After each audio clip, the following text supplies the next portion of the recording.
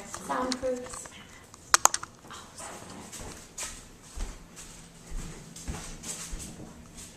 Hi, my name is Robynn Frey, and I'm giving a persuasive action speech on voting in our country.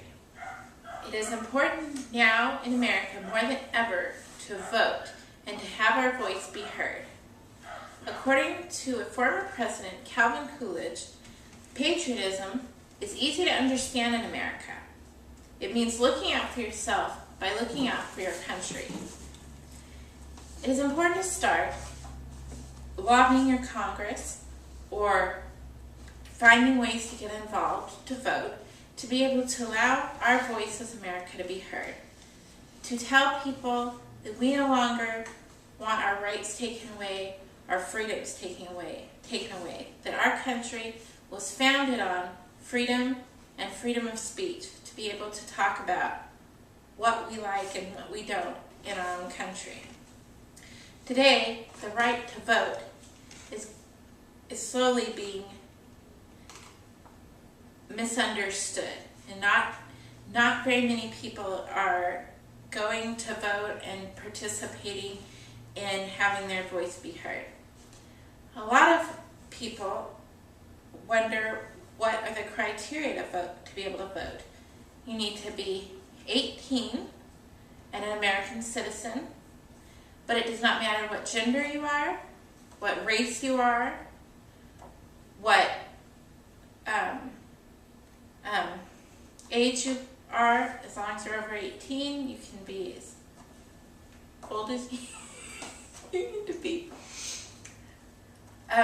So it's important, though, to note that those freedoms weren't always available. Women weren't able to vote for a long time.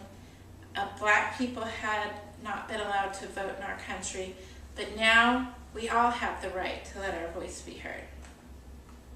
It's also important to figure out where you would like to start when you vote. There's voting at the state or the city level, which makes more of a difference to your immediate area and is such things as taxes and road building and community issues. Then the next level is county voting, and that's voting on things that will affect a multiple amount of cities within that area. Then there's state voting, which you vote on things that affect your state, such as marriage rights and abortion rights and just different things. Then the last one is federal. Most people think of federal voting when they talk about the process, and that's where you vote for the president or you vote for laws that are going to affect America as a nation. In knowing where you're voting, it is important to know as much information as possible. According to, it's called 411 Vote, it talks about different things that you can download and different places you can look at to get your voting information. This is our state's voting registration form.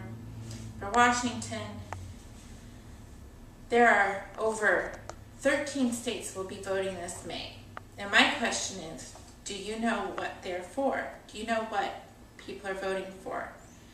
They're voting for Supreme Court justice. They're voting for senators. They're voting for governors and rights that will affect a majority of the people who are in those states. On information on the 411 vote, it talks about how we're able to get absentee ballots so that if you aren't going to be in the area or you're homebound, you can vote and still have your voice heard.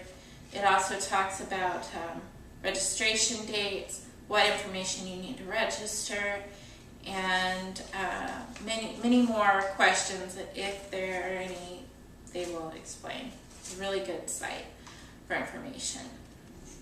So many people also go, okay, so we know where to vote and we know who can vote. But the next step to look at is excuses that people use of why they don't vote. It might be because they forgot, or because they don't think that their vote counts. But now more than ever, our votes count and need to be heard. It was President Theodore Roosevelt that says, "Get action and seize the moment.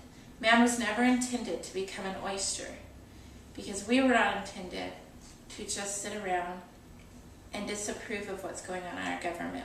We were founded on getting out and speaking about what we believe is right.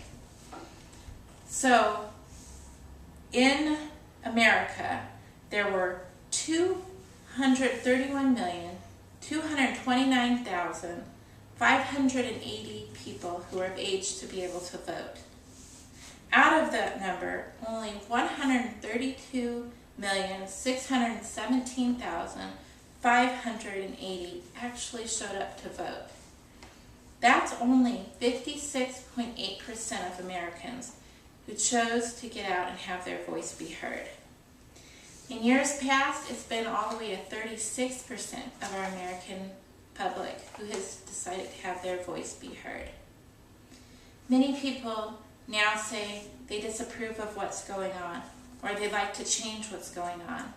So my question to you is, are you going to get out and let your voice be heard, or are you going to sit on the couch and complain about what you dislike in our country? So get out and vote. Thank you.